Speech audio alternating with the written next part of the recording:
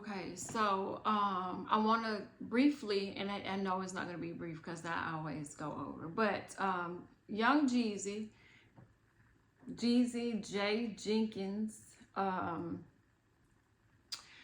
did a sit down interview with Nia Long um, 2 days ago today, and it's already over 1.3 million views. I might forgive but I don't forget. Full conversation with Jeezy Jenkins and Nia Long. This conversation was so needed. First off, let me say, Young Jesus, successful rapper from the South. You know how I feel about the Southern. We always got something to say. I'm listening to his auto book, Adversity for Sale. And when I first started listening to it, I'm not a huge Jeezy fan. I wasn't a huge Jeezy fan. I think I've turned now. When I first started listening to it, it was like, damn, we do have more in common than I would have guessed. Jeezy career started as he was a big drug dealer turned rapper turned activist, like whatever. Like he's got some skin in the game. He's been in the game for a minute. And so of course I'm thinking, what the fuck do I have in common with a drug dealer turned rapper? And so I started listening to his book, and in his book he started saying about he grew up in Japan. His father was in the service, the military. I can't remember what branch it was, and so he spent a lot of time in Japan. And he was stealing, and they was going to court-martial his dad. His dad decided to send him, his mom, his sister back to the States. And he said that he was always being told he wasn't gonna be shit. He wasn't shit. His mom and them told him that, and them, everybody was telling him he wasn't gonna be shit. He didn't have anything. He was basically just a boy trying to survive in the South during a time where he really needed a fatherly figure to keep him on the straight. And he said he got sent away to a boot camp, and at the boot camp, you know, he was learning new things. They were doing something, and at one time he contemplated suicide.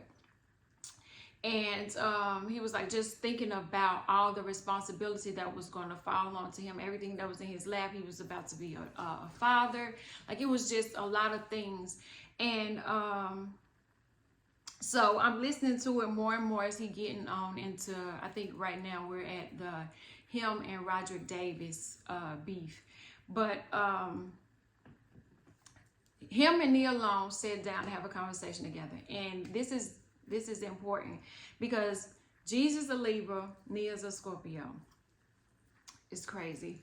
But seeing them sit down, it was like watching them have a intimate conversation that we weren't supposed to be peeping in on. He talked about being touched as a little boy. He talked about a lot of the depression, a lot of loss. I think either in the interview or in the book, he was like he's lost, like died about 200 or 300 people that he've known. And I'm like, damn, honestly, I don't even think I know that many people. But the conversation between him and her was so needed because, for one, we need to see the balance. Strong black man, strong black woman. They both are successful. He was giving her flowers. They were having conversation. It really looked like they were on a date. Really, it was so cute. I would love to see them together. But they went in depth on some things. Jeezy saying that at the end, when he was ready to talk to his mom about some of the things that had happened in his childhood, she had dementia, and you know, she didn't remember some things. He said, but she was still spicy. And after she passed away, and then his uncle died. And he said when his uncle passed away and he went to the funeral, it was the last spot he saw his mom. So he decided to visit his mom's grave. And the way he talked about how him and his sister had it set up really nice, a crown on it. And he said on the way there, he wrote a letter to her, and he was letting her know that he forgave her, and he wanted to know if she forgave him. And that's big, because I think a lot of times as kids and even as parents, we're like, you know, well, I sacrificed so you could have this. And then the kid was like, well, I didn't ask you to. So it's a lot of things that we don't understand, but just a simple letter like that, even after his mom had passed, I think freed him up a lot. And he talked about some things that went down with him and some people that he decided to just forgive so that it would be a lighter load on him. He talked about how he's always looking for that forever love that he hasn't been able to actually secure for himself, and he don't know if he ever will. But that's what he sees for himself.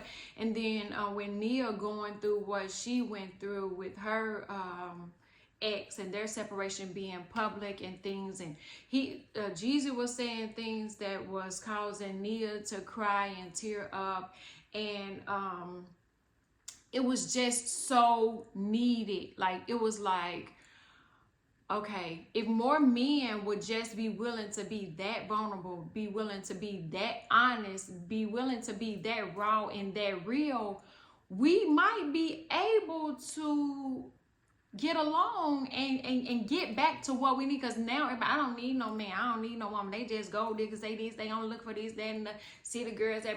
That's not really what's up. Like, that's not really the goal. The goal is to find somebody that you are truly compatible with, that you love, that you want to build with, and grow old with that motherfucker. Where y'all sitting on the porch watching the grandkids. That's the goal. Like, all this other shit, side chicks and side babies and links and all that shit, that's not the goal. That's only TV and social media and all that shit making you think it's cute. That's not what's cute. It's the growing old together, having somebody that you love through sickness and health, the good, bad, broke, rich, ugly. Like, that's the fucking goal. And I heard Jesus say, real niggas don't cheat. And I'm like, not coming from a Libra. To me, it was a trigger where it sounded like, I don't cheat, I ain't like them, I'm different from all them other men. Like, that's the whenever you say to a man, oh, I've heard that before, I've seen that before, I've dated that before, I know that. And he be like, nah, not me, I'm different. You ain't never had nobody like me. I ain't like none of them other men. Like, okay, that's what you say. But saying that means, I've heard it before, you just like that, I'm gonna put you in that category. Now I don't know Jesus' past relationship history all the way. I do know that he had a public engagement, marriage, divorce, and now he's going through some healing process. I heard him, which it was so beautifully done as a filmmaker, watching them converse, but it was some key words that Jeezy was defining for us, like meditate, forgive, things that, yeah, I know what meditate means when you use it in a sentence, but what is the definition? Or forgive. Yeah, I know what it is to forgive, but what does Webster say forgiveness is? And what does forgiveness do for me? Because as a Scorpio, we tend to hold grudges, see through the bullshit when you come to us, but it's like, I'm going to give you a chance to prove me wrong. And when you don't, I already knew. Although it doesn't make it any less painful, it's just one of the things, like, we knew you was snake, we knew you was fraud, we knew you couldn't be trusted, we knew, but it's like a sixth sense that we have. But to hear him say, get up and he meditates, and to hear, he said, he mentioned during one of his meditations that he had a dream that he found his younger self. He keeps a picture of him as a little boy, and it's crazy. I got pictures of myself as a little girl. He keeps a picture as himself as a little boy on his phone, his screensaver. And he said during his meditation, he saw that little boy in the empty house, and the little boy was crying. And he consoled the little boy, and then he let the little boy be free. So to me, it was, he got a chance to go back to his inner child and give him the childhood that he never had. And doing so has freed him up. It has made more room for him to see where he may be the problem. And so his new album released, I might forgive, but I don't forget. And that's huge, especially for a black man that feels like he's been wronged. For him to say, you know what, I take my responsibility in my part of what I did. I'm taking accountability. So I'm choosing to say, I forgive you. I'm extending you grace. I'm extending you a clean slate. I'm waving the white flag, but I didn't forget. So that don't mean I'm going to give you a second chance to do the shit again. It just means that I've chose to forgive you. And a lot of times they say forgiveness is not for the other person. It's for you, because you the one holding that shit on, and they going off doing their own thing. And a lot of times, shit that you holding on that somebody did to you, I told my friend last night, we are not the same people. 16-year-old Jeezy ain't the same as 44-year-old Jeezy. He's a grown man. And we love to see that. I noticed when Jeezy and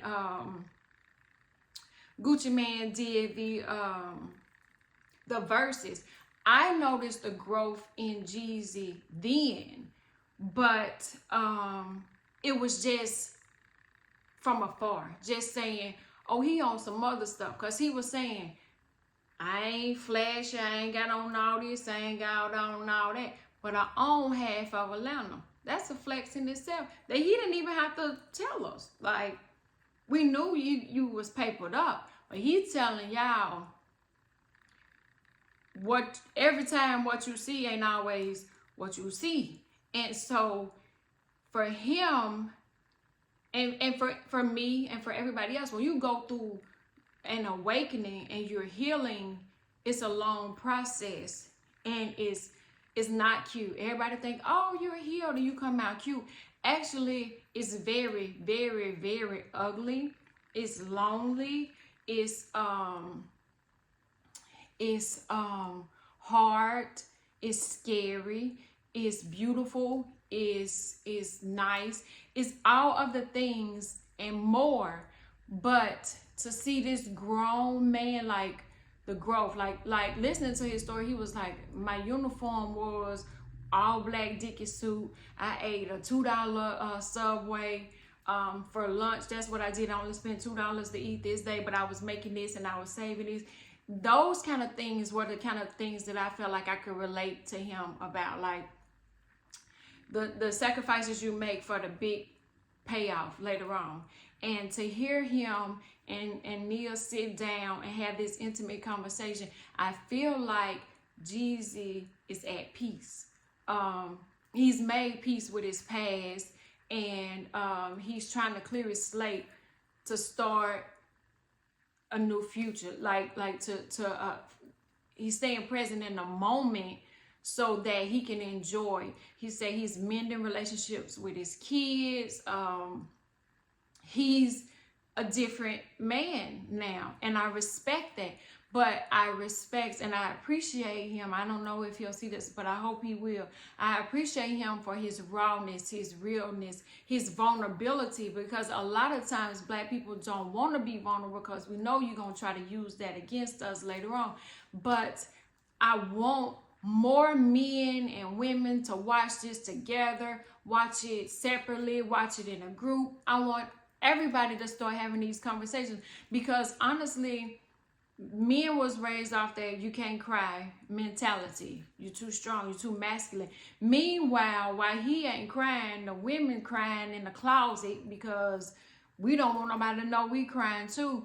And when you sit down and have the conversation, I heard Jesus tell Nia, better you start crying than me, because I think he knew that it was going to be so emotional, because you could literally feel the love and attraction between them two, but you could feel the sincerity, the authentic rawness that Jesus was giving. But then Nia was like feeding, I mean, like it was like a conversation amongst brothers and sisters. Like if we was kicked back, like here, the way we grew up, we were close with the guys and the girls. So we had, you know, the best of both worlds. We could sit back and have conversations with the guys and then, you know, bounce it off each other. But as you grow up and grow further apart and you in these relationships, those friendships kind of break up a little bit or they become strained. So we don't often get to have those conversations. But I always tell people, I sat back and learned from more men. I know my woman's role. I know that role. But I learned the game of life from watching men and being close to men. And men are so, if you ask them, they're willing to tell you. I had a great stepfather that raised me. He passed away when I was in my 20s. I turned 30 and I started to develop a relationship with my birth father. And I just realized that God put the key men in my life, because my kids' granddaddy has been like a father to me since I had my oldest daughter. God put key men in my life during the time that I need, so I could learn from them, that there were things that they would give me that I would need during that time. Because even right now, in this season of my life, my birth father is the one that's giving me stuff that I didn't know that I needed when my stepfather was still alive, because I was in a different place, a different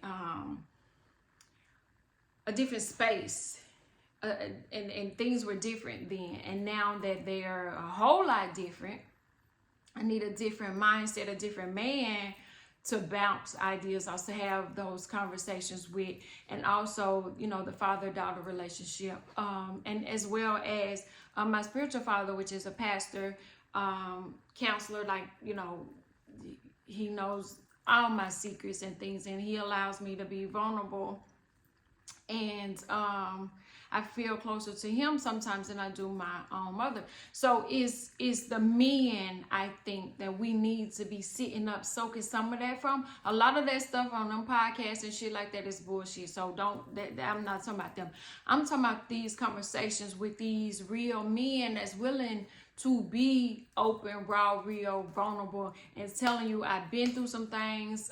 I started out like a burden to the people that were supposed to love and take care of me. And then he's telling you, I've been through that, I went through this, I went through that, but I forgive y'all. I ain't forgetting the shit, because to forget might make me a fool, but to forgive makes me stronger. It makes me better. You did it once, shame on you. That's it. You know what I'm saying? So salute to Jeezy and Nia for this. I urge you to watch it. I think it's like an hour and 3 minutes. I think it also might even be a good idea to watch it more than once, because I want to watch it again, because it's so needed. It's so necessary. These are the Black conversations that we need. The Black, let's sit down and just, you know, be cool and have this little, like I said, I felt like we were voyagers of their conversation, their date. And we had a camera, we were watching the chemistry between them two, but we were hearing similarities. We were hearing camaraderie. We were hearing respect, vulnerability, love, pain, hurt, anger. Like, we got it all in this hour and 3 minutes. So I urge you, I'm gonna add the link in the description of this video so that you can go watch it, and then you can come back and tell me what you thought. We can do a conversation, we can go back and forth, like whatever you got out of this, it might be something different than what I got, and I'm interested to know, you know, should we ask Jeezy for more? Like Jeezy and Taraji sit down and talk, or Nia and anybody sit down and talk and do this again, like monthly, weekly. Like, can we podcast it? Like, we want more of this kind of content instead of that podcast when you really ain't no expert on nothing, but you got a microphone and a camera. So hats off to Jeezy and Nia for your vulnerability, your realness, giving us the conversation that we didn't know we needed. I will forget, but I probably ain't forgiven. But Jeezy said, I might forgive, but I ain't forgetting. Wise words.